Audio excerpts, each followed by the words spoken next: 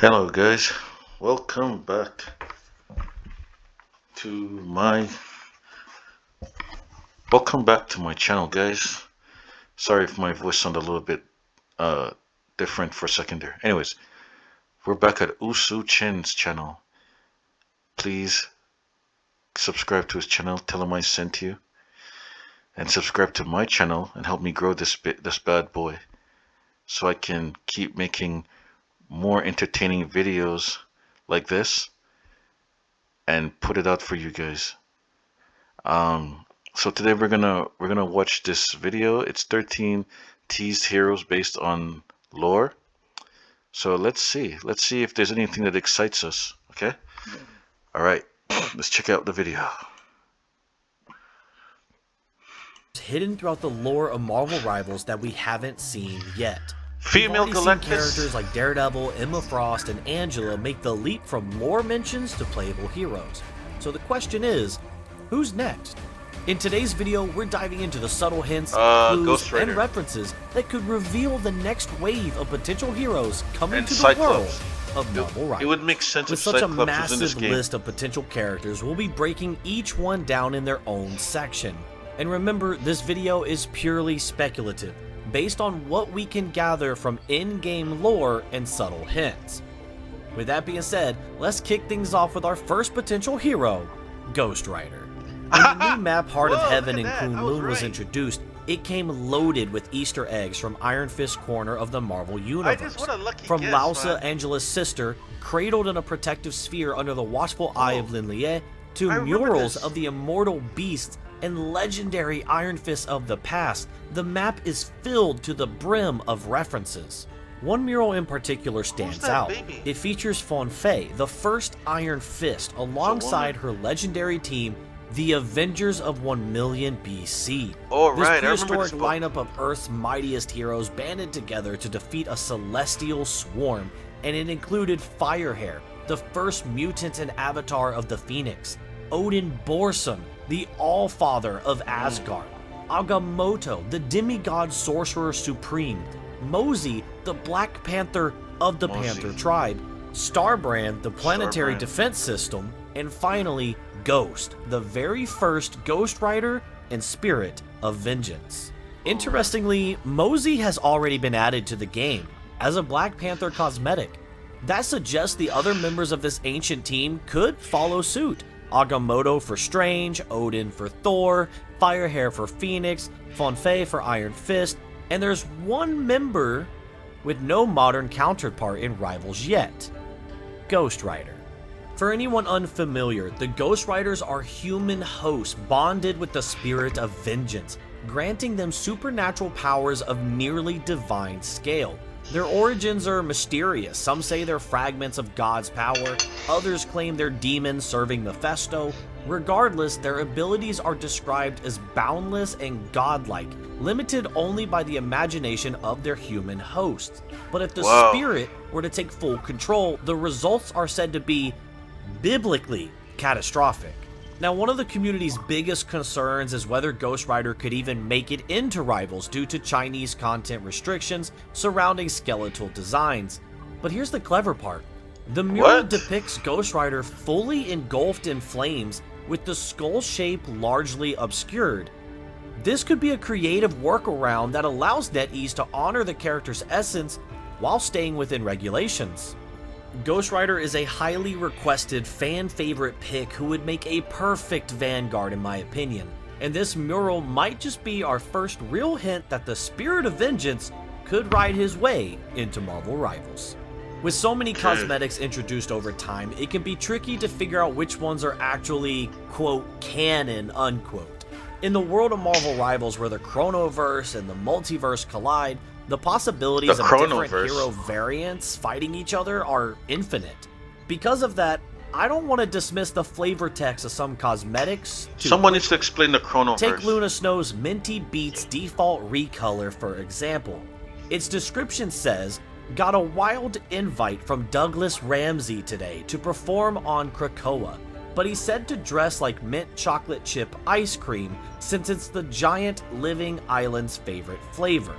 This cosmetic was available all the way back in Season 0, yet it referenced Krakoa, which didn't become a playable map until Season 2 and 2.5. That level of planning shows how far ahead the developers are thinking, and the mention of Douglas Ramsey, better known as Cypher, is worth paying attention to. Cypher is a mutant with the cerebral ability to understand any language, whether spoken, written, or even binary code. He can literally rewrite machines through verbal commands, and when he merged with the techno-organic alien known as Warlock, he gained shapeshifting and enhanced physical abilities. In the comics, Cypher was essential to the founding of Krakoa's mutant nation. He built the interface that allowed mutants to live on the island, created the Krakoan language itself, and even earned a seat on the Quiet Council alongside figures like Charles Xavier, Magneto, Apocalypse, Storm, Emma Frost, and more. Speculating on his potential role in game has so many possibilities. It's likely NetEase would use his Douglock form, the merged Warlock-Cypher combo, which could make him a strong strategist or DPS. His language manipulation and techno-organic shapeshifting could make for some incredibly unique gameplay, and with Marvel Rivals' creative team, the possibilities are endless. Now, while some lore hints in Marvel Rivals are subtle, there are others that are a bit more obvious. One of the clearest examples is the fate of Danny Rand, which we covered in depth in a previous video, so if you haven't seen that breakdown yet, definitely go check it out.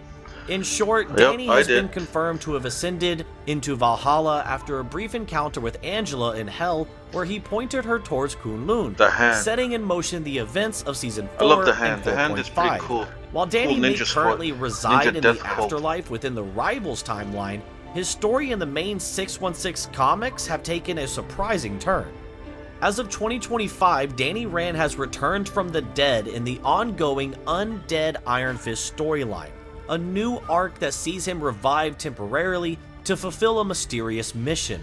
What's especially interesting is that Rivals Danny and 616 Danny ended up in two entirely different afterlives, which leaves the door wide open for the creative team to reinterpret his comeback in their own way. In terms of gameplay, many of you left comments on my last video with ideas and speculations about what kind of role Danny could fill if introduced as his own character, separate from the current Iron Fist. His fighting style is significantly different, which gives the devs a lot more flexibility. He could be a Vanguard brawler, especially if introduced alongside Luke Cage for a double Vanguard team-up, or even take on a strategist role, channeling his chi to heal and support allies, similar to his abilities in the comics, or the recent team-up between Iron Fist and Luna Snow. Meanwhile, there are some characters that are hinted at so subtly that their name or persona isn't directly mentioned.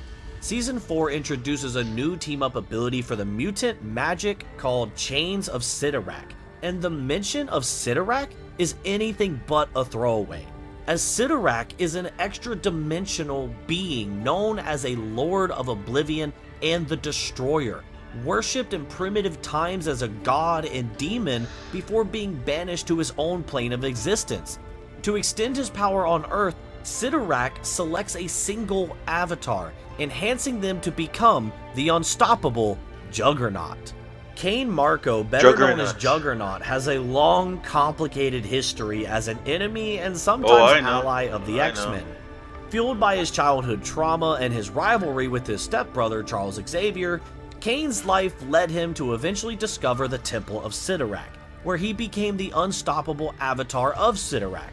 Over decades, Juggernaut's story spans battles with the X-Men, Spider-Man, Thor, Hulk, and even some cosmic threats. His powers constantly waxing and waning, his allegiance shifting from villain to anti-hero, and his role evolving from unstoppable brute to strategic powerhouse capable of both destruction and teamwork. He could never beat the current Hulk, timeline, Cain's powers have seen him rejoin the X-Men, work with the Thunderbolts, and reclaim his mystical strength from Sidorak, while embracing a more heroic path that includes protecting mutants on Krakoa and aiding Cyclops' team. With such a storied history, Juggernaut would make an incredible addition to Marvel Rivals as a Vanguard character, opening opportunities for tank-style gameplay, heavy crowd control, and devastating team-up abilities unlike anything currently in the game. And I find it hard to believe that they would mention Sidorak without Juggernaut possibly being on the table. Though there are some hints in Marvel Rivals, sometimes as simple as a cosmetic or an ace of spades. Season's 4 Battle Pass gives us a particularly clever nod to a fan-favorite villain, Bullseye. On the MVP screen for Old Man Hawkeye, we see Hawkeye fire an arrow that splits a card in half. At first glance, this might seem like a reference to Gambit, the X-Men's card-wielding specialist. But in all reality, it's a deeper nod to one of Hawkeye's main antagonists in the Old Man Hawkeye storyline, Bullseye. In Old Man Hawkeye, Bullseye is one of the villains responsible for the deaths of numerous superheroes in this dystopian world. He is eventually sent to hunt down Hawkeye, making him a central antagonist in a Hunter versus Hunter style narrative. This subtle in-game reference may be the first glimpse of Bullseye appearing in Marvel Rivals. If introduced, he would likely serve as a DPS character, potentially offering a mix of projectile or hit scan based abilities and creating natural tension with both Hawkeye and Daredevil that I know we want to see. For fans familiar with the 616 universe, Bullseye is a shadowy assassin with near supernatural accuracy. Little is known about his origins, though his childhood was marked by violence and deceit, and he even briefly pursued a Major League Baseball career, ending it with a single pitch. Bullseye became a freelance assassin, frequently clashing with heroes like Daredevil and Deadpool, and is infamous for killing Elektra with her own size. He has served as a mercenary for the Kingpin, he's joined the Thunderbolts and Dark Avengers, and he's been resurrected and enhanced multiple times by the Hand, defined by his deadly precision and his unpredictable chaotic nature, making him a natural candidate and fan favorite addition for Marvel Rivals. This reference hints at existing possibilities for the game, especially for fans eager to see one of Daredevil's deadliest foes make his mark. Now, while some characters are referenced individually, others are introduced as a pair. Season 4 has introduced new accessories in the game, adding unique features and subtle references to characters we may see in the future. Among these, a new set of plushie highlights the final siblings of Wanda Maximoff, the children of Magneto, Quicksilver, and Polaris. Pietro Maximoff, better known as Quicksilver, is a speedster and the older twin brother of the Scarlet Witch. Over the years, he transitioned from being a member of the Brotherhood of Evil Mutants to joining the Avengers, undergoing a significant redemption arc. Quicksilver even married the Inhuman Crystal and had a daughter named Luna Maximoff. His unique abilities center on super speed and superhuman reflexes, making him a natural candidate for fast, agile combat in Marvel Rivals. Meanwhile, their half-sister Lorna Dane, known as Polaris, has been a prominent member of the X-Men since her early 20s when she was discovered through the use of Cerebro. Much like her father Magneto, she wields magnetic powers, though with unique polarities of her own. In-game references to Polaris have appeared before, including official comic art from the Hellfire Gala in Season 2 and 2.5. The Season 4 plushies continue to acknowledge her presence, keeping her in the conversation for potential future inclusion. While Quicksilver has only been referenced through his plushies so far, both characters are fan favorites and could introduce unique gameplay dynamics. Quicksilver could function as a high-speed DPS, striking quickly and maneuvering around the battlefield with precision, while Polaris could either be a DPS or a strategist, using her magnetic abilities to manipulate the environment and control opponents. Considering Polaris's prior in-canon appearance and the recurring nods to the siblings in the plushies, I think there's a strong possibility that the Magneto family could one day be brought together in the game, creating both a narrative and gameplay-rich addition to the roster. Speaking of the X-Men, there are quite a few who have had individual nods in the game, though one notable figure appears indirectly in the lore of the Phoenix, hinting at his potential importance for future storylines. Scott Summers, better known as Cyclops. In the Phoenix Season 4 entry, Jean Grey reflects on her time away from Krakoa while traveling the cosmos as the host of the Phoenix Force. At first, she maintains a mental connection with her paramour, Scott Summers, but that bond is abruptly severed when a temporal storm rips across reality from the time stream entanglement. Suddenly, it is as if Scott and the rest of the X-Men have vanished from the time stream, leaving Jean unable to reach them despite her connection to the Phoenix. Though she later confirms the eventual return of her allies, the lore emphasizes Scott's absence, suggesting that he may have been lost or displaced in a temporal or cosmic event, making his whereabouts unknown even to one of the most powerful forces in the universe. For those unfamiliar, Scott Summers is one of the most iconic mutants of the 616 universe. Gifted with the ability to emit powerful optic blasts from his eyes, he has served as the first X-Man, leader of the X-Men, and a symbol of mutant resilience. Orphaned and raised in the clutches of Mr. Sinister, Scott was rescued by Professor Xavier, who helped him learn control over his powers and guided him toward a path of leadership. Over the years, Cyclops has led countless missions to protect both mutants and humanity, becoming a revolutionary figure in mutant society.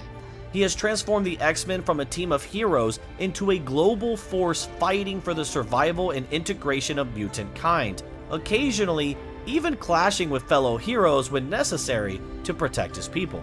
Though Cyclops has not yet appeared directly in Marvel Rivals, his mention in Phoenix's lore shows there's possibility for his addition in the future. His unique optic abilities would make him a clear candidate for a DPS role, wow, potentially excelling in ranged combat. Though beyond his raw power, Cyclops embodies strategy and leadership, traits that could also make him a powerful vanguard. The mystery surrounding his current location adds an opening for potential future content, leaving us wondering when and how this iconic X-Men leader might make his debut. Another fascinating nod to Marvel history comes from the 1872 Wild West themed outfit for Hela, which references a hero known as William Talltrees, also called Red Wolf.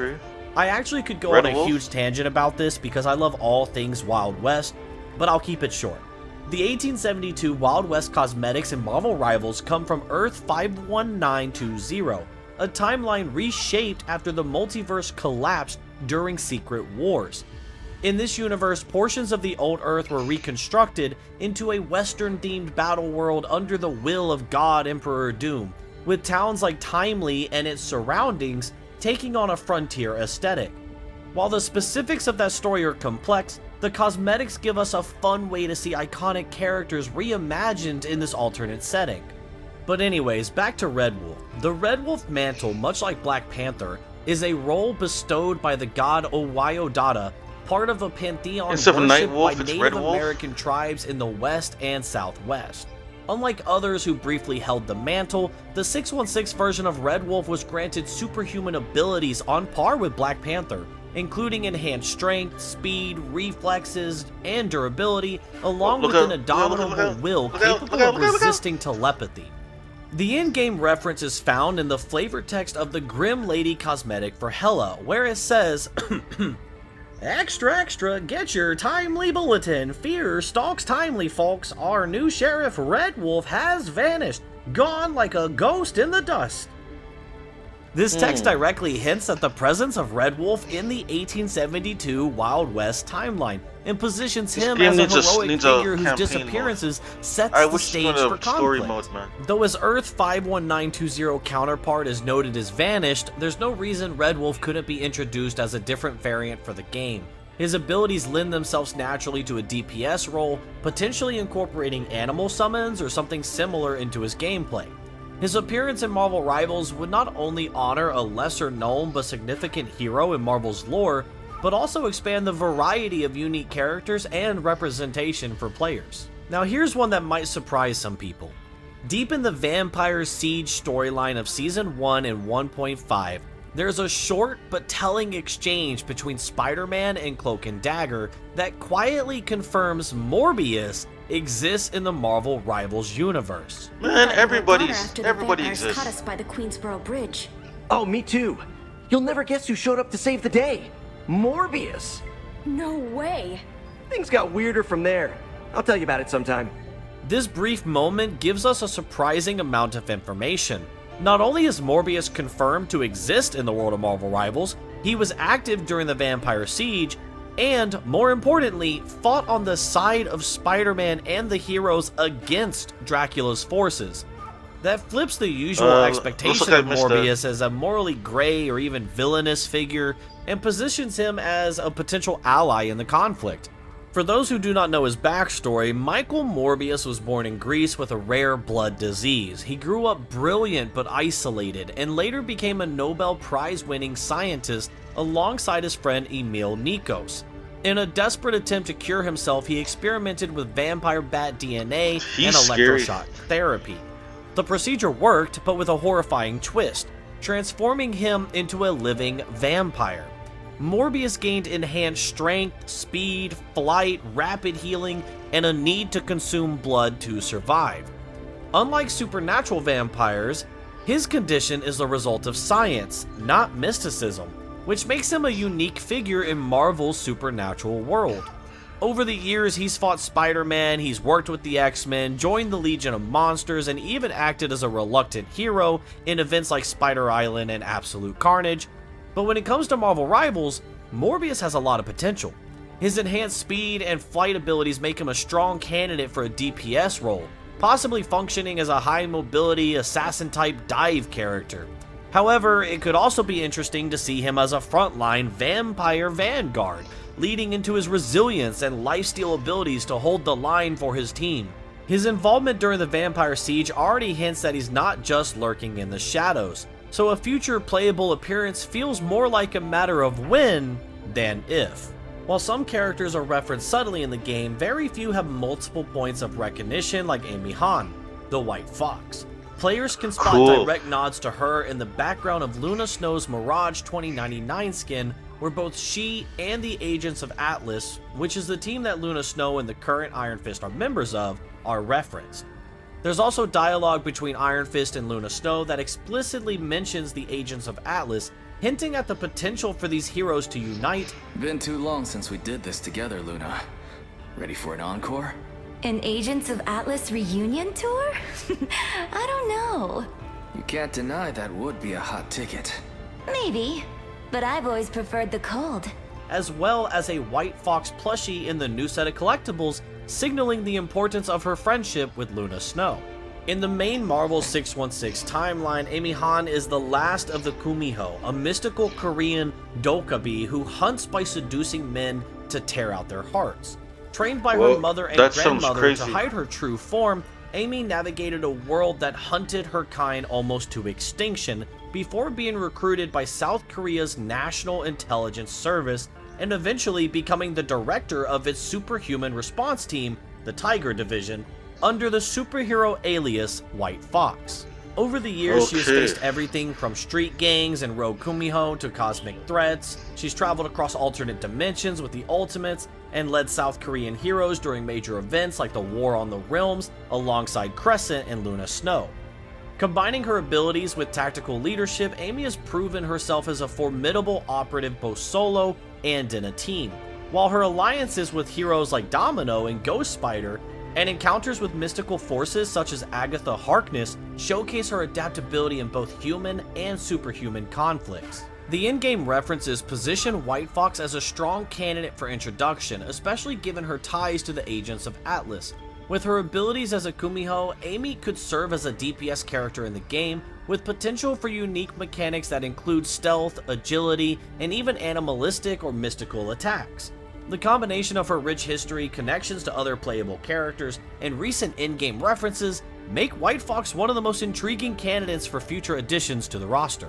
Lastly, we will talk about one of the leading theories for potential Season 5 and 5.5 content, based on the final gallery card of Season 4 involving Gambit and Rogue.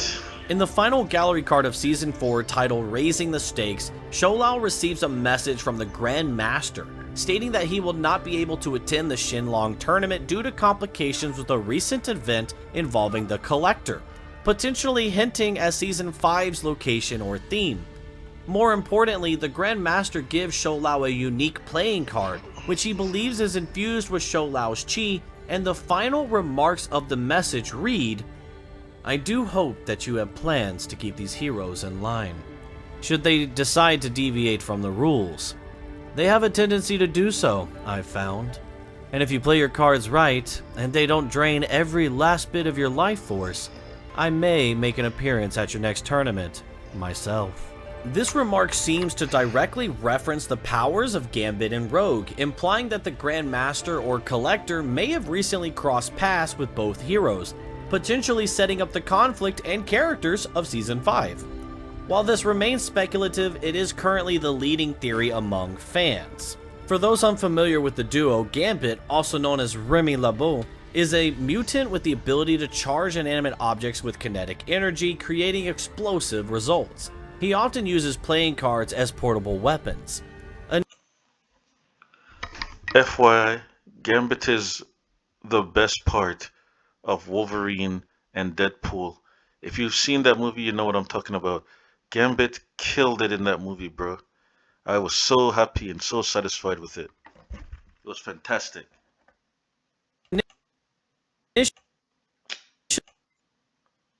Initially an enemy of the X-Men due to his ties to the Thieves Guild and later to Mr. Sinister, Sorry about that. Gambit was eventually redeemed by Storm and joined the X-Men.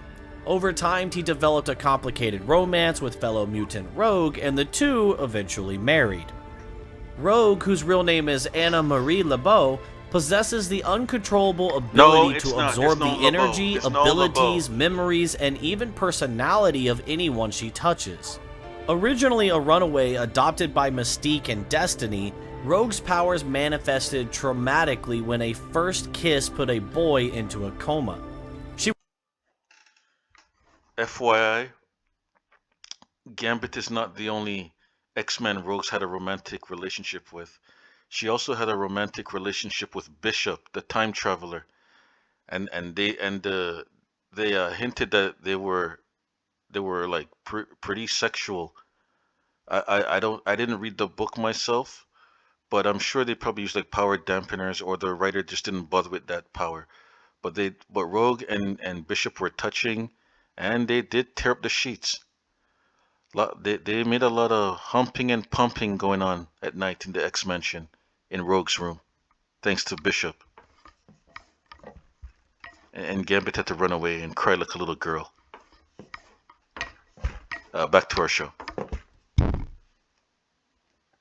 was initially a member of the Brotherhood of Evil Mutants, and believing Miss Marvel would bring tragedy into her life, she accidentally absorbed Miss Marvel's powers and psyche permanently in a confrontation. This traumatic experience ultimately led her to seek help from Charles Xavier, joining the X-Men and becoming one of their most loyal and courageous members. Eventually, Gambit and Rogue, together, would establish a sanctuary in the Louisiana Bayou to provide asylum and guidance for young mutants. In Marvel Rivals, Gambit would likely be classified as a duelist, relying on ranged projectile damage and agility, and his bow staff for close-range melee, reflecting his signature card-throwing and kinetic energy abilities. Rogue, however, offers more flexibility.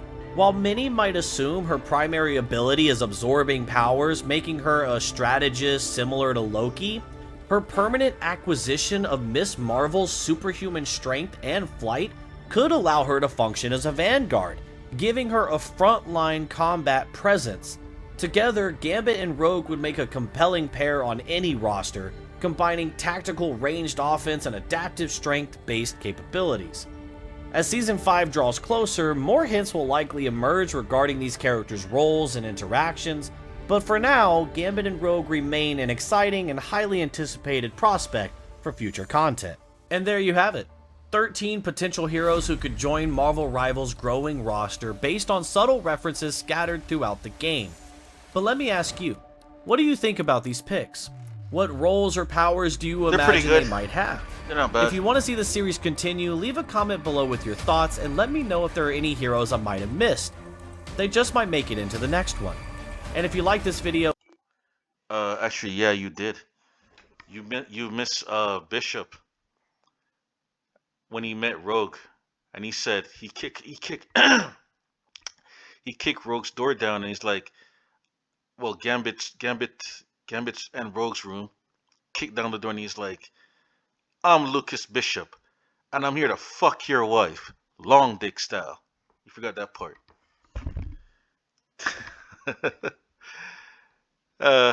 Good video, guys. I would love for all of the characters that he mentioned to show up. Bishop, Cable, Cyclops, those three, any one of those three should be in the game, right? Because of their powers and abilities. It's perfect for a game like this. Iceman, yep, Iceman should be here too. Um, yeah, I'm as a matter of fact, when I'm done with this video, I'm gonna go play me some Marvel Rivals. So I'll be uploading that as well. Anyway, I'm done. Have a good rest of your day. Please subscribe to my channel and help me build this thing up. Thank you. Have a good rest of your day. Peace.